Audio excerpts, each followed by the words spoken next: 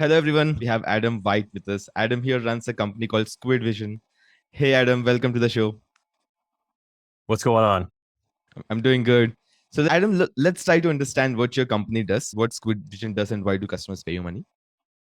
Yeah, so SquidVision actually we're in closed beta right now. We're launching, literally getting ready to launch it in the next week or two. But it's essentially like Hotjar, but with revenue tracking. So if you see an overlay of your website or any page on your website, you can see exactly how much revenue every single button or link has actually generated on that page to see what is actually happening, where the revenue is passing through, which calls to action are working. It's really good for conversion rate optimization and landing page optimization and just understanding and also content marketing to see which blog posts are generating revenue, all that stuff. So it's really cool. All right. So, you mentioned you're in closed beta. So, does that mean do you have any active users on your platform as of today? We do, yeah. There's just a few that we've allowed to test it for us as we work out the final bugs. But yeah, we'll be going live probably in the next 7 days. All right. So, yeah. So, what are your plans? What happens once you go live? So, how are you going to get those first 10 odd customers and what's going to happen after that? So, what marketing channels are you really experimenting with so far? Yeah, so I've had a lot of success in the past doing SEO. So we'll do a lot of content marketing. Also, with my last company that I sold last year, I was really able to make some serious traction with Facebook ads. And so those will be the two main channels that we hit right from the beginning. I'm also a co-founder of justreachout.io, which is it's like outreach tools that help to get you more backlinks and also PR, press mentions and stuff. Anyways, we have a large list of customers there that we can kind of pitch this to as well. So it's not, we'll have an audience already that we can kind of go to and say, hey, check out this new thing, and probably get a handful of people there as well. Can I ask where you built this audience list from? So with Just Reach Out, it was just like we have really good rankings on Google. We do Google Okay. ads. So So you're gonna use your audience of a different product, and then you're trying to go to them and pitch it. Is it? yeah, exactly. We'll just because what this is a feature. What SquidVision is the feature that doesn't really exist anywhere else, right? Like I saw this. The head of analytics for a big Fortune 500 company showed me. It's like, hey, check out this cool tool that these guys have on their website. And he showed me, and it was like it blew my mind how awesome it was. I'm like, dude, small businesses will never get this. We'll never be able to look at an overlay of our website and see how much money every button and link has made that day, right? It just doesn't exist. And so I'm like, I'm going to build this for small businesses because this is awesome. So Adam, So so just from a product perspective, right? How exactly are you doing this? So I can understand how you would typically get analytics from like where a visitor would spend time on your page. That part is pretty easy, but how do you tie it up with the actual revenue that's being generated or those actual revenue metrics? What exactly are you doing tech wise? yeah, so we're piecing it together using different tools, right? So we obviously you have tools out there that track clicks already and clicks and on locations of your page, so you can see exactly where everyone's doing that. So we're using that technology, and then we're also just in tracking the user sessions and getting the revenue through. Like right now, we connect to Stripe and Shopify are the two that we actually have integrations with, and we'll build out more as we go, but we'll start with those two. So we get the revenue data from those and tie it all together. It's been some work and it's pretty complicated, but at the same time, like we just have been, heads down going, let's just solve this problem and people are going to love it. So Yeah. So I could really see the value in solving such a problem, but I can also understand it's going to be pretty tricky for you because it's not easy, right? Attributing a new lead, for example, to a particular page saying that, hey, he spent time on this particular article, that's why he ended up converting, and that there's your new revenue from this channel, right? So how do you even do that? It's really, really hard. And you need to integrate with all of these, I guess payment systems, all of those things. So what I want to ask is, can you just pick one example or one use case where you're doing this, really well, maybe for a Shopify app or for some customer of yours? Explain me how this is actually working and how exactly are you doing this? yeah, so we use it to track on as one of our testers is Just Reach Out or my other SaaS company. And so what we do is I add in all the blog posts that are our highest traffic blog posts, right? I add those in and create, heat maps for them. We call them revenue heat maps. So then what I can do is I can go into the software and just literally just look at the page and go, okay, what is this traffic converting customers to sign up, right? Is anybody turning into a sign up from this page?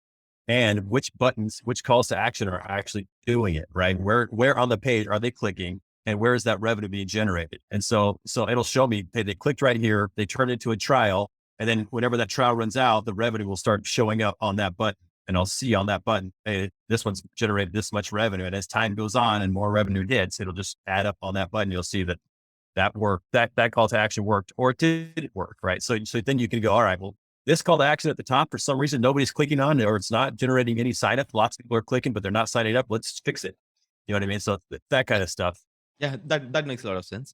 All right, so let's talk about your future growth prospects here. So you mentioned you're pretty good at SEO, but since you're just launching, I'm assuming you just starting right. You just started writing out content or stuff like that, and it's going to take you time, Yeah. maybe months or quarters before it can sort of generate you any meaningful revenue. So what's that 0 to 1 journey is going to be like? So are you betting on Facebook ads, or are you betting on this email list? So how is that 0 to 1 going to take shape?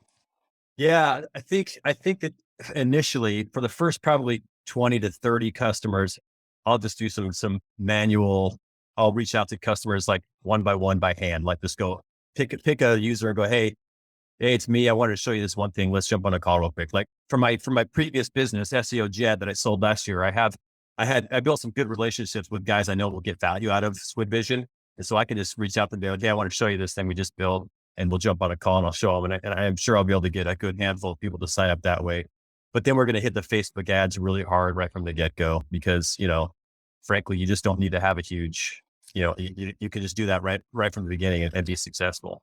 Yeah, Adam. So let's talk about SEOJet for a while. So just to give everybody some context here, so Adam has sold this company. It's called SEOJet. So Adam, can you just give us a sense of where the company was when you actually sold it in terms of revenue, in terms of customers? Yeah. So with the website, just so you know, it solves the problem of doing link building the right way. Like people don't, especially with anchor text, like people didn't know like what anchor text should I be using in my backlinks so that I stay safe from Google penalties and it looks natural to Google and I rank better, right? So that was what the software did, is it solved that problem. Kind of gave you a roadmap of exactly which links to build to rank number one, right? Anyways, I don't remember exactly how many customers we had. I think it was in the 200 range, SEO agencies and SEO consultants using it when I sold it. The revenue, we had two ways of getting revenue, right? We had the subscription for the software, but then on the back end, we also had a link building, like people could buy guest posts on the back end of the software that I just marked that up and had 3 different companies fulfill that for us, right? So between the two of those, the revenue was pretty high, but what I did was I went to one of those 3 companies that was fulfilling the link building and said, hey, I'm going to sell this. Are you interested? Because I knew it would be worth more to them than anyone else, because they could cut out the other 2 guys, take all the link orders, and dramatically increase their revenue. So that's what we did, and it worked out.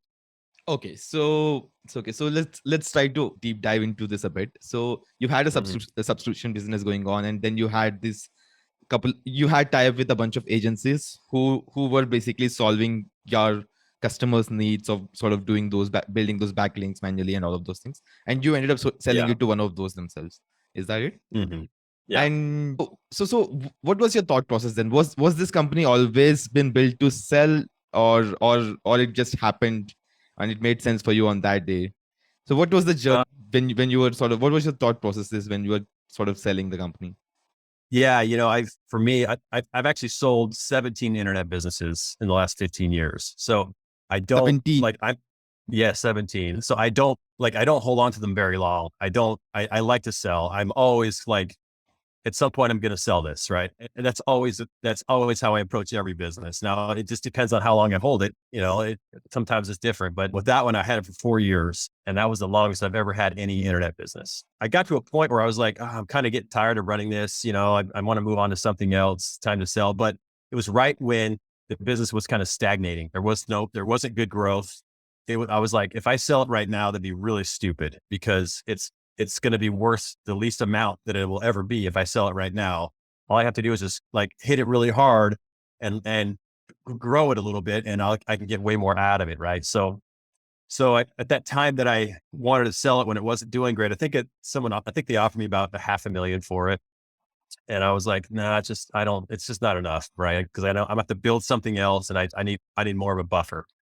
So that's when I reached out to a mentor, a guy who I knew had been doing Facebook ads really successfully. And up until that time, I'd only been doing SEO. I hadn't started Facebook ads. And I reached out to him and said, hey, look, man, I need help.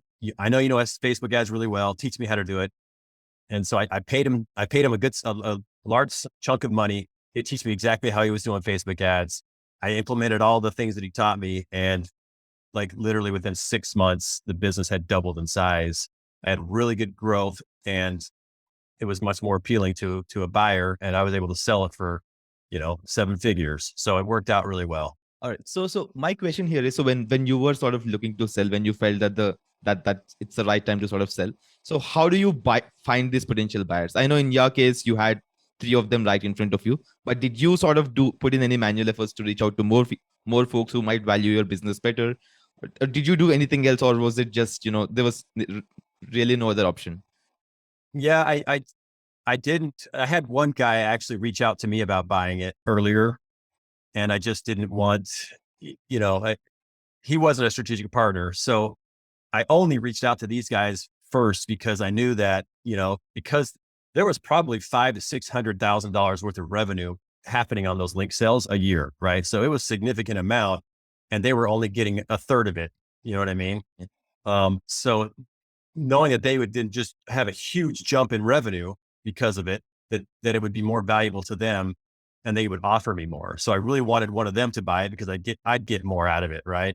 And so I never reached out to anybody else. If I was going to do it again and I didn't have a strategic partner like that, I would probably send a few cold emails to some VC firms or whatever, and or go to MicroAcquire, which is a good marketplace for SaaS sales. Yeah. So let's talk about valuation here. So it looks like you had two different set of businesses there. One subscription business that's serving everyone where they're paying for your software, and those link building services.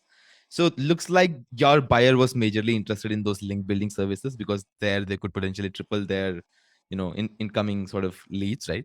So Yeah. so how do you value a business like this, right? So you've got both this, product part as well, and then you also got the services layer as well, software as well as services layer.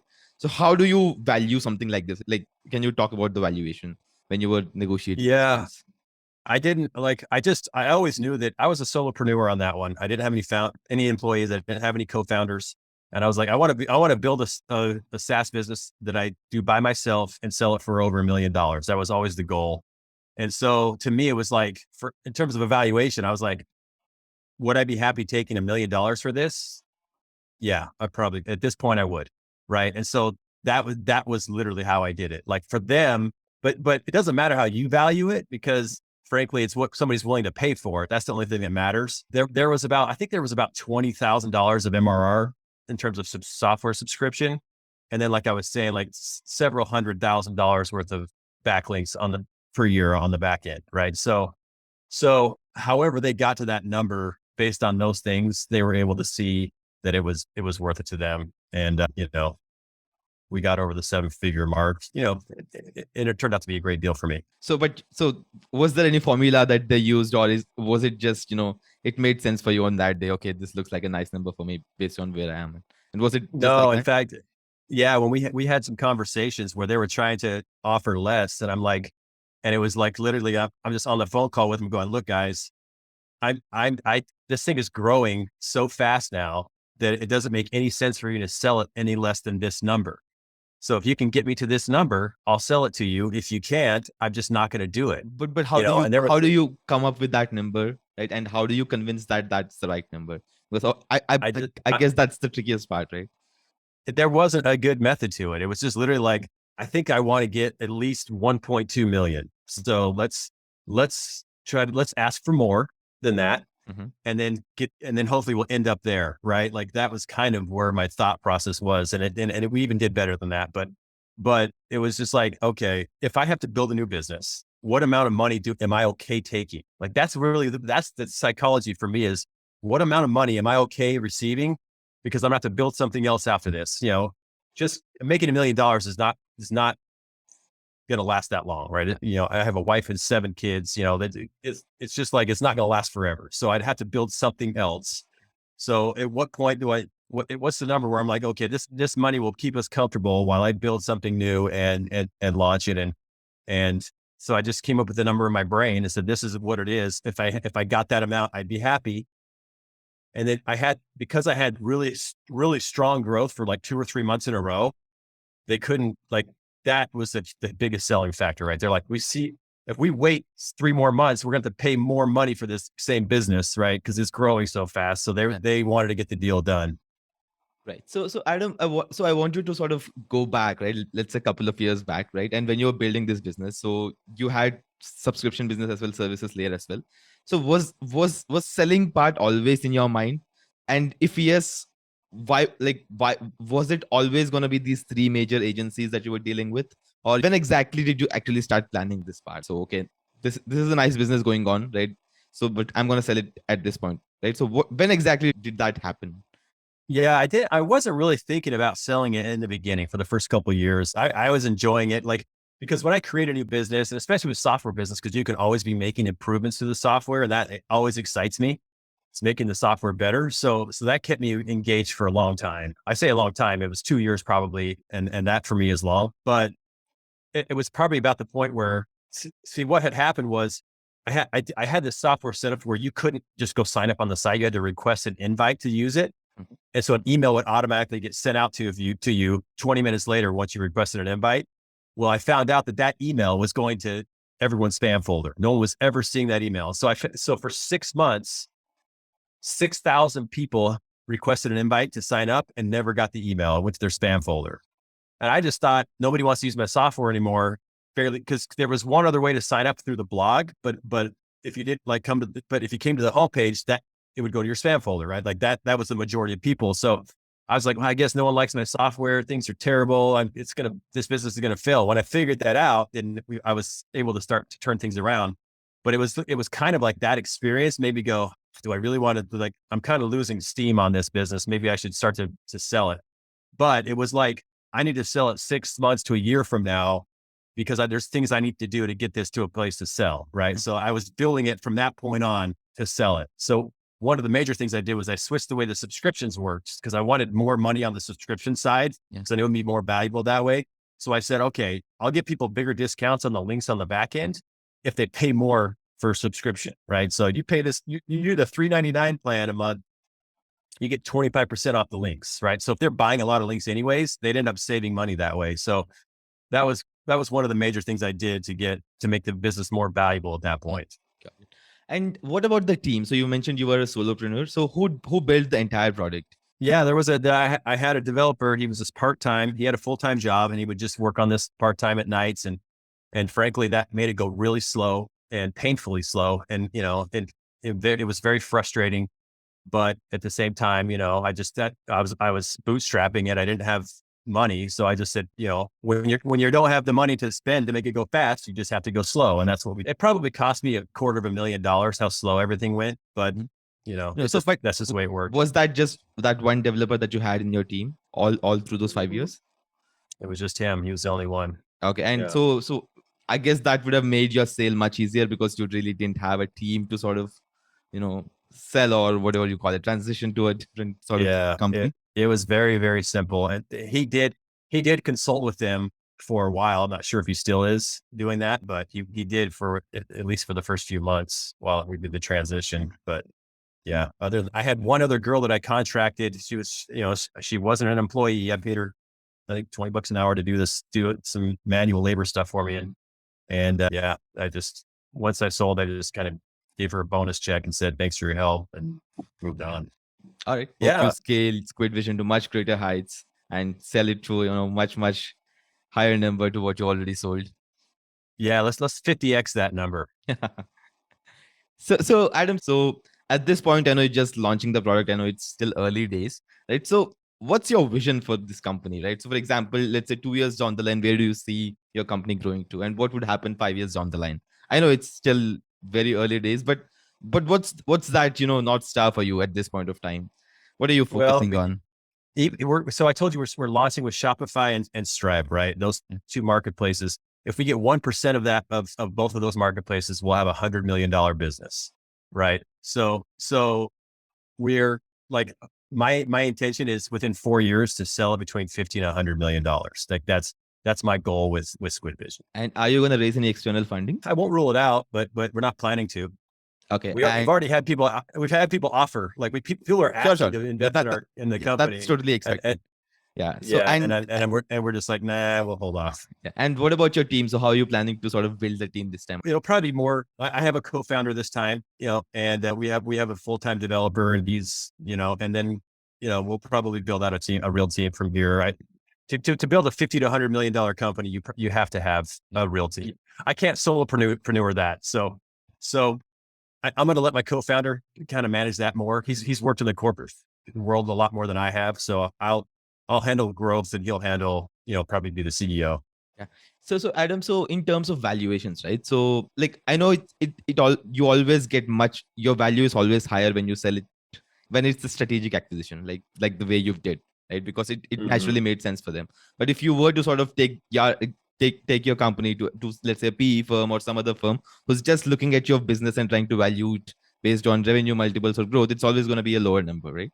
So yeah. So for the business that you're planning to sort of build and sell, so is it going to be a strategic acquisition, or is it always going to be, selling it to a PE firm or something like that? I don't know that it'll be strategic, honestly. I want it to be, because I want somebody to take it over. Yeah, of course you want it to be. My question is there something that you can do from this point onwards to sort of, get there? If there is something, I don't know what it is yet, right? Like, it would have to be a partnership that we've developed that is like mutually beneficial. We don't have that in place. I don't know. I just don't know if that will work out. Frankly, if the business is growing steadily and has worked that much, I'm not going to mince over, if I sell it for 50 or 100 million, like I'll be happy with both. Right. Yeah. So it's in the end, it'll be great. Yeah. All right, Adam. Yeah. Thanks for taking the time. Yeah. It's been a pleasure. Thanks for having me. Yeah.